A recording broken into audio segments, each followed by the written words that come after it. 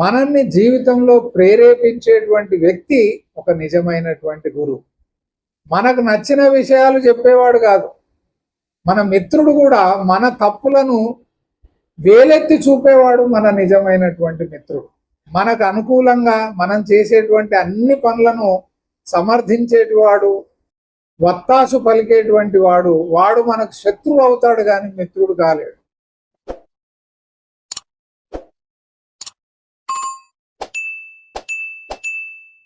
నమస్కారం మిత్రులారా, మీరంతా ఎలా ఉన్నారు? మంచి మానసిక స్థితిలో ఉండండి. ప్రపంచంలో ప్రతిరోజు కొన్ని లక్షల కొద్ది అనర్థాలు జరుగుతూ ఉంటాయి.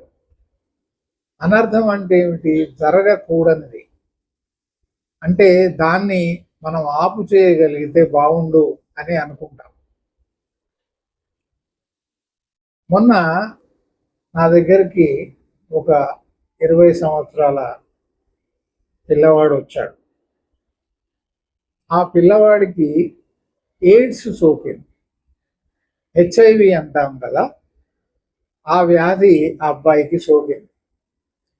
20 సంవత్సరాల వయసులో ఆ వ్యాధి ఎలా వచ్చింది? ఒక వేశ్య దగ్గరికి వెళ్ళడం వల్ల. అంటే శరీరంలో వచ్చేటువంటి కామాన్ని, శరీర సంబంధమైనటువంటి కోరికలను, సెక్స్ పరంగా వచ్చేటువంటి కోరికలను తీర్చుకోవాలనేటువంటి ఆరాటంతో, ఆలోచనతో, చెడు స్నేహాల ప్రభావం చేత ఒక వేశ్య దగ్గరికి వెళ్ళడం. ఆ వేశ్యతో ఆ బాలుడే అంటాను నేను, 20 సంవత్సరాలు పెద్ద వయసు ఏం కాదు. ఆ విధంగా సంభోగించడం ద్వారా అతనికి ఆ వ్యాధి వచ్చింది. ఆ అబ్బాయి ఏమంటాడంటే, నేను ఇలా జరుగుతుందని అనుకోలేదండి. అంటే ఏదైనా ఒకటి అనుకోవడానికి మనకు ఆ విషయానికి సంబంధించినటువంటి పూర్తి జ్ఞానం ఉందా లేదా అని తెలుసుకోవాలి. ఎలా అనుకుంటాం? ఇప్పుడు గుర్రాన్ని చూసి గాడిద అనుకున్నాను అంటే మొదట గుర్రాన్ని పోలినటువంటి ఒక జంతువు కూడా ఉందని నీకు తెలియాలి. ఈ రెండిటిని నువ్వు చూసావు అనుకో, గుర్రాన్ని చూసావు, గాడిదని చూసావు, అప్పుడు అనుకోవడానికి అక్కడ ఆస్కారమే లేదు, వీలు లేదు. నేను ఆ అబ్బాయిని అడిగాను, ఒక వేశ్య దగ్గరికి వెళ్ళినప్పుడు ఎలాంటి వ్యాధులు వచ్చేటువంటి ప్రమాదం ఉందని నువ్వు ఎందుకు తెలుసుకోలేదు అంటే,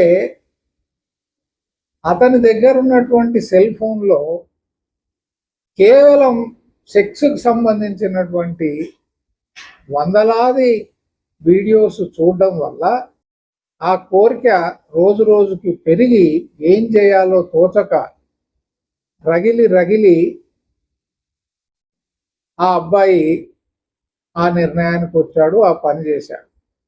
ఇప్పుడు ఏమైంది? జీవితం కాస్త బుగ్గి పాలైపోయింది. జీవితం పూర్తిగా పోగొట్టుకున్నాడు. వాడికి జీవితం ఎక్కడిది? అంటే ఏది చూడాలో అది చూడకపోవడం వల్ల, ఏది వినాలో అది వినకపోవడం వల్ల, ఎవరితో తిరగాలో వారితో తిరగకపోవడం వల్ల ఒక వ్యక్తి తన యొక్క అమూల్యమైన జీవితాన్ని కోల్పోయాడు. మన చేతిలో ఒక సెల్ ఫోన్ ఉంది. టెక్నాలజీ ద్వారా మనిషికి అందినటువంటి ఒక గొప్ప యంత్రం అని నేను అంటాను. అది మేలు చేసే యంత్రమా, కీడు చేసేటువంటి యంత్రమా అని దాని మీద రాసి ఉండదు. దేన్నైనా నువ్వు ఉపయోగించేటువంటి రీతిలో, ఉపయోగించేటువంటి పద్ధతిలో ఉంటుంది. నువ్వు సరి అయినటువంటి విషయాలను దాంట్లో చూస్తే ఎంతో నేర్చుకోవడానికి వీలుంది. నువ్వు మంచి మాటలు ఎందుకు వినలేదు?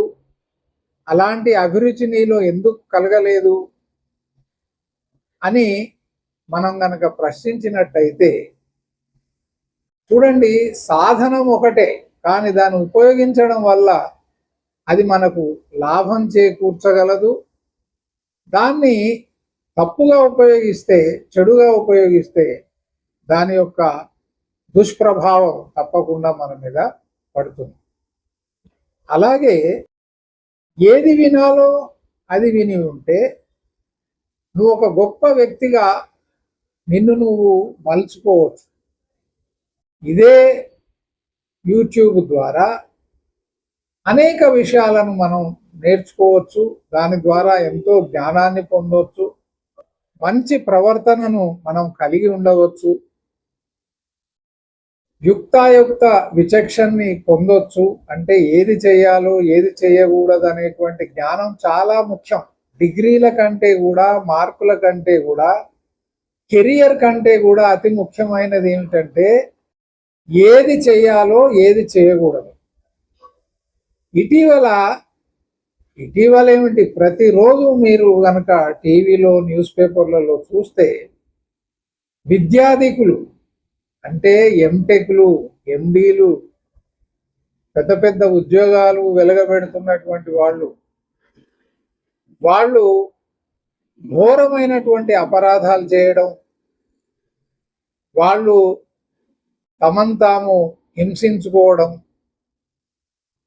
ఆత్మహత్యలు చేసుకోవడం, వాళ్ళ కుటుంబాలను నట్టేట ముంచడం, మొత్తం కుటుంబాన్ని చిన్నాభిన్నం చేయడం, కుక్కలు చింపిన విస్తరాకులాగా తమ జీవితాన్ని పాడు చేసుకోవడం మనం రోజు వింటూ ఉంటాం. దీనికి కారణం ఏమిటంటే మొదటిది మనిషికి సరి అయినటువంటి మిత్రులు దొరకకపోవడం, అంటే సరైనటువంటి మిత్రులను ఏర్పాటు చేసుకోకపోవడం, సరి అయినటువంటి వ్యక్తులతో స్నేహం చేయకపోవడం. రెండవది తమ యొక్క సమయాన్ని వృధా చేయడం, అనవసరమైనటువంటి విషయాల పట్ల ఆసక్తి చూపడం. దీనికి ఒక చిన్న ఉదాహరణ మనం ఇద్దాం. ఇప్పుడు మహాభారతంలో దుర్యోధనుడు అనేటువంటి వ్యక్తి శకుని మాట విన్నాడు, కృష్ణుడి మాట ఎందుకు వినలేదు? కృష్ణుడు తన యొక్క విశ్వరూపాన్ని కౌరవుల సభలో ఆవిష్కరించినప్పుడు, చూపెట్టినప్పుడు, ఓహో దేవదేవుడు పరమాత్మ స్వరూపుడు మనకు ఒక సలహా ఇస్తున్నాడు సంధి చేసుకోమని, అతనితో వైరము శత్రుత్వము మనకు తగదు,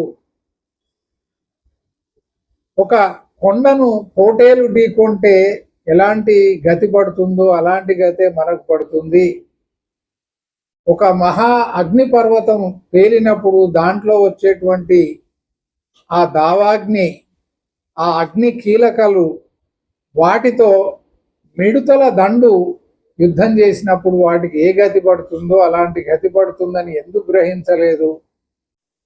కనీసం ధృతరాష్ట్రుడైనా, భీష్ముడైనా, కృపాచార్యుడైనా, ద్రోణాచార్యుడైనా ఇలాంటి మహాత్ములు వారు గుడ్డిగా వారి యొక్క అన్నం తిన్నాము, వారి ఉప్పు తిన్నాం కాబట్టి అది అధర్మమని తెలిసి కూడా ఎందుకు ఆ పనికి పాల్పడ్డారు? యుద్ధంలో వాళ్ళు ఎందుకు పాల్గొన్నారంటే మనుషులకు తెలివితేటలు ఉంటే సరిపోదు, మనుషులకు అపారమైనటువంటి పాండిత్యం ఉంటే సరిపోదు, సమాచారం ఉంటే సరిపోదు, వారిలో ఒక వివేకం కూడా ఉండాలి, ఒక కామన్ సెన్స్ ఉండాలి. ఏది చెయ్యాలో ఏది చెయ్యకూడదు, ఈరోజు ఏది వినాలో అది వినం, ఏది చూడాలో అది చూడం, ఏమి మాట్లాడాలో అది మాట్లాడడం. నేను చూస్తుంటాను, గత 30 ఏళ్లుగా నేను చూస్తున్నాను. ఆ ఉదయం పూట వాకింగ్ అని వస్తారు, అందరూ పెద్దవాళ్లే, 60 పైబడినటువంటి వాళ్ళే ఉంటారు. సెక్స్కు సంబంధించినటువంటి మాటలు లేదా రాజకీయాలు, అసభ్యకరమైనటువంటి వ్యాఖ్యలు, వినడానికి కూడా కర్ణ కఠోరంగా ఉండేటువంటి మాటలు మాట్లాడడం. అంటే వయస్సు పెరిగింది, మనమేమనుకుంటాం, జుట్టు తెల్లబడింది కాబట్టి బుద్ధి కూడా చాలా పరిపక్వత చెంది ఉంటుందని భావిస్తే అది తప్పు. అంటే వయస్సు పెరుగుతూ ఉంది కాలంతో పాటు, కానీ బుద్ధి పెరగడం లేదు. బుద్ధి రోజు రోజుకి భ్రష్టు పట్టిపోతుంది. ఎలాంటిది వింటున్నారంటే మాటలు, మనుషులు వాళ్ళకు నచ్చిన మాటలే వింటారు. వాళ్లకు నచ్చినట్టుగా మాట్లాడే వాళ్లతోనే స్నేహం చేస్తారు. అందుకని అంటారు birds of same feather flock together అని. అంటే ఏ పక్షి తన జాతి పక్షులతోనే జతగడుతుంది, స్నేహం చేస్తుంది. నీ స్నేహితులను చూసి నువ్వేంటో చెప్పవచ్చు. అంటే నువ్వెవరితో కలిసి తిరుగుతున్నావో, ఎక్కువగా నీ తీరిక సమయాన్ని ఎవరితో గడుపుతున్నావో దాన్ని బట్టి నీ ఆలోచన ఏమిటి, నీ వ్యవహారం ఏమిటి, నీ యొక్క జీవన శైలి ఏమిటి చాలా తేలికగా మనం చెప్పడానికి వీలు. ఒక ఉద్యోగం పోయిందని చెప్పేసి ఒత్తిడి తట్టుకోలేక, లేదా డబ్బులు పోయాయని, లేదా ఒక ఆస్తి దక్కలేదని, తనకు నచ్చినటువంటి ఒక అమ్మాయి తనకు దొరకలేదని ఏమైనా అర్థం ఉందా? అంటే జీవితం యొక్క విలువ, దాని ప్రాధాన్యత మనకు తెలియకుండా పోయింది. ఒక అమ్మాయి జీవితంలో దక్కకపోతే జీవితాన్నే పరిసమాప్తం చేసుకోవాలనేటువంటి ఆలోచన, నాకు ఈ జీవితం వద్దనేటువంటి ఆలోచన, ఇదే జీవితాన్ని ఉపయోగించి ఒక అమ్మాయిని పొందడం కాదు, నువ్వు జీవితంలో పరమాత్ముని పొందడానికి వీలుంది. అతి ఉన్నతమైనటువంటి లక్ష్యాన్ని మనం ఎందుకు ఎంచుకోవడం లేదు? మన లక్ష్యాలు రోజు రోజుకి ఇంత నీచంగా ఎందుకు మారుతూ వస్తున్నాయి? ఇంత నీచమైనటువంటి ఆలోచనలోకి మనం ఎందుకు పోతున్నాం? అన్నీ తెలిసినటువంటి వాళ్ళు, అంటే ధర్మం అంటే ఏంటో తెలుసు, అధర్మం అంటే ఏంటో తెలుసు, సత్యం అంటే అసత్యం అంటే, చేయకూడనిది చేయదగ్గది అన్నీ తెలిసి కూడా వాళ్ళకి ఏది అనుకూలంగా ఉంటుందో అదే చేస్తున్నారు మనుషులు. నాయకులు అంతే, సామాన్యులు అంతే, వీరు వారని లేదు. మనకు ఆశ్చర్యం వేస్తుంది, అరే ఇంత పెద్ద గురువట, ఇంత ఫాలోయింగ్ ఉంది, లక్షలాది మంది అతన్ని అనుసరిస్తున్నారు, ఆ వ్యక్తి ఈ విధంగా ఎలా చేసి ఉంటాడు? అంటే పతనం చెందడానికి మనిషి ఆకాశం చేరుకోవడం ఒక ఎత్తు అయితే, అసలు జాగ్రత్తగా లేకపోతే ఆకాశం నుంచి క్షణాల్లో భూమి మీదకి ధవేల్మని పడిపోతాడు, నడుము విరుగుతుంది, చచ్చి ఊరుకుంటాడు. So when you ascend the ladder of life, you have to be more cautious and more careful, because the descent will be, the descendants from there will be very fatal, very lethal, very deadly. మనిషి ఎంత ఎత్తుకు ఎదుగుతున్నా కొద్దీ అంత జాగ్రత్త వహించాల్సి ఉంటుంది.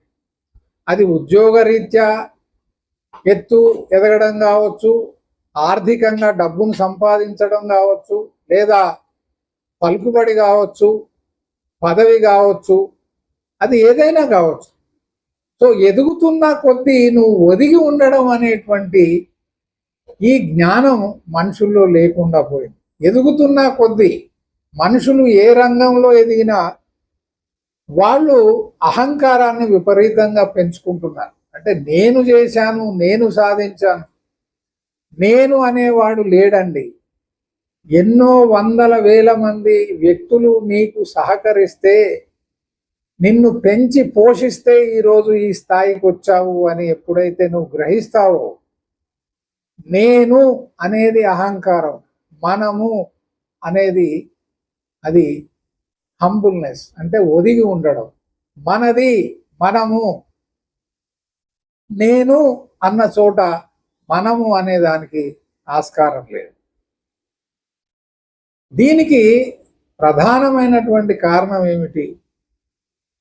ఇలాంటి విపత్తు నుంచి, ఇలాంటి ఆపద నుంచి మనం ఎలా బయటపడాలి అంటే, విజ్ఞుల యొక్క మాటలు, మనకు సత్సాంగత్యం ఉండాలి, సరి అయినటువంటి వ్యక్తులను మనం ఎంపిక చేసుకోవాలి, సరి అయినటువంటి వ్యక్తులతో మనకు సహచర్యం ఉండాలి, సరి అయినటువంటి స్ఫూర్తి పొందాలి. ఈరోజు స్ఫూర్తి లేదు. There is no room for positive motivation, positive reinforcement in life. మనల్ని సరి అయినటువంటి రీతిలో, సరి అయినటువంటి దారిలో ప్రేరేపించేటువంటి వ్యక్తులను మనం ఎంచుకోవడం లేదు. మనం ఏం చూస్తున్నామో, ఏది వింటున్నామో చూడండి. ఒక రోజులో మీరు చేసేటువంటి కార్యక్రమాలన్నింటినీ ఒక పేపర్ మీద రాసుకోండి. మీరు మాట్లాడినటువంటి మాటలు, మీరు చేసినటువంటి పనులు, విన్నవి, చూసినవి చూస్తే ఈ విధంగా నేను నా జీవితాన్ని వృధా చేస్తున్నానా అని మీకే తెలిసిపోతుంది. ఈరోజు మనం ఒక యంత్రంలాగా బ్రతుకుతున్నాం కాబట్టి మనం చెక్ చేసుకోవడం లేదు. నేను ఎటువైపు వెళ్తున్నాను అని ఒకసారి వెనక్కి కూడా తిరిగి చూసుకోవాలి. ఎక్కడ ప్రారంభించాను, నా నడక ఎటువైపు వెళ్తుంది, అభివృద్ధి వైపా, వినాశనం వైపా. కాబట్టి ఈరోజు స్ఫూర్తి అనేటువంటిది చాలా ప్రధానం. దానికి సరి అయినటువంటిది ఆ స్ఫూర్తిని మనం పొందాలంటే, అందుకే అన్నారు, an ordinary teacher just instructs, a good teacher explains, and the best teacher, a real guru, he inspires. మనల్ని జీవితంలో ప్రేరేపించేటువంటి వ్యక్తి ఒక నిజమైనటువంటి గురువు. మనకు నచ్చిన విషయాలు చెప్పేవాడు కాదు. మన మిత్రుడు కూడా మన తప్పులను వేలెత్తి చూపేవాడు మన నిజమైనటువంటి మిత్రుడు. మనకు అనుకూలంగా మనం చేసేటువంటి అన్ని పనులను సమర్థించేటివాడు, వత్తాసు పలికేటువంటి వాడు మనకు శత్రువు అవుతాడు కానీ మిత్రుడు కాలేడు. మరొక విషయం, మనిషిలో ఉన్నన్ని శక్తి సామర్థ్యాలు ఏ ప్రాణిలో లేవండి. కానీ ఆ శక్తిని మనం దుర్వినియోగం చేస్తున్నాం. విపరీతమైనటువంటి శరీర పుష్టి, శరీరంలో బలం ఉంటుంది, వాడు ఒక వ్యభిచారి అయి తిరుగుతుంటాడు. అంటే ఈ స్త్రీ శరీరంలో ఏముందో, ఆ స్త్రీ శరీరంలో ఏముందో మార్చి మార్చి అనుభవిస్తే సుఖం మారుతుందండి అనుకుంటాడు వాడు. అదే యోని, అదే సంభోగ క్రియ, అదే శరీరం, కానీ రుచులు అంటాడు. రుచులు, భోజనంలో రుచులు కావాలి, సౌకర్యాలలో వేరియన్స్ కావాలి, మార్చి మార్చి అనుభవించడానికి వీలుండాలి. Variety is the spice of life. అంటే వెరైటీ అంటే వివిధ రకాలుగా మార్చి మార్చి. రోజు ఒకటే ఏం తింటామండి, అది ఎక్కడి దాకా పోయిందంటే పండగ పూట కూడా పాత మొగుడేనా అక్కడి దాకా పోయింది. అండ్ ఇది ఎక్కడికి దారి తీస్తుంది? మనుషుల్లో ఒకరి మీద ఒకరికి విశ్వాసం లేకుండా చేస్తుంది. మనుషులను నమ్మేటువంటి పరిస్థితి లేకుండా పోయింది. అత్త కోడల్ని నమ్మదు, తండ్రి పిల్లల్ని నమ్మడు, శిష్యులు గురువుని నమ్మరు. నీకు నచ్చింది చేయడానికి నీకు గురువు అవసరం లేదు, నీకు ఉపాధ్యాయుడు అవసరం లేదు, నీకు పెద్దలు అవసరం లేదు, తల్లిదండ్రుల యొక్క సంరక్షణ అవసరం లేదు. అందుకే పెద్దల మాట సద్ది మూట అనేటువంటి నానుడి కూడా వచ్చింది. ఏ వ్యక్తులైతే సరి అయినటువంటి స్ఫూర్తి పొందుతారో, అంటే the biggest challenge in life, జీవితంలో అతిపెద్ద సవాల్ ఏమిటి? సరి అయినటువంటి వ్యక్తిని, సరి అయినటువంటి గురువును, సరి అయినటువంటి పెద్దను మనం ఎంపిక చేసుకోవడమే జీవితంలో అతిపెద్ద ఛాలెంజ్, సవాల్. ఒకసారి ఆ వ్యక్తిని మనం ఎంచుకున్న తర్వాత వారి మార్గదర్శకత్వంలో, వారి అడుగుజాడల్లో, వారి సలహా మేరకు మనం జీవితాన్ని గడిపినట్టయితే మన జీవితంలో శాంతి, సౌభాగ్యం, అభివృద్ధి అనేవి స్పష్టంగా, ప్రస్ఫుటంగా మనకు కనిపిస్తాయి. ఆ జీవితం 3 పువ్వులు 6 కాయలుగా వెలసిల్లుతుంది, విరాజిస్తుంది. తప్పకుండా ఆ అభివృద్ధిని మీరు కళ్ళారా చూస్తారు. ఈరోజు సమాజంలో ఉన్నటువంటి అన్ని దుర్గతులకు కుటుంబము, సమాజం, కొన్ని కుటుంబాలు కలిస్తే ఒక సమూహము, ఆ సమూహమే సమాజం. ఈరోజు కుటుంబ వ్యవస్థలో పెద్ద చిన్న అనేటువంటి ఆ అంతరం, ఆ తారతమ్యం అనేది లేకుండా పోయింది. పెద్దలను గౌరవించేటువంటి పరిస్థితి లేకుండా పోయింది. ఊరికే పేరుకే గురు బ్రహ్మ గురు విష్ణు అందరు చదువుతారు. అఖండ మండలాకారం వ్యాప్తం ఏన చరాచరం, ఇది గురువు యొక్క స్వభావం. అంటే ఈ ప్రపంచం అంతటా కూడా గురువు ప్రత్యక్షంగా పరోక్షంగా మనల్ని ప్రేరేపిస్తున్నాడు, మనకి ప్రబోధం చేస్తూనే ఉన్నాడు. మనం వినడం లేదు.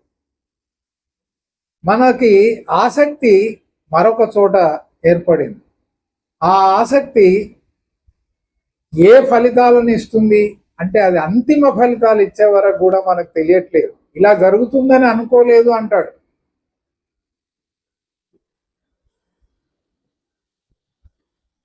కాబట్టి సరిగ్గా వినాలి.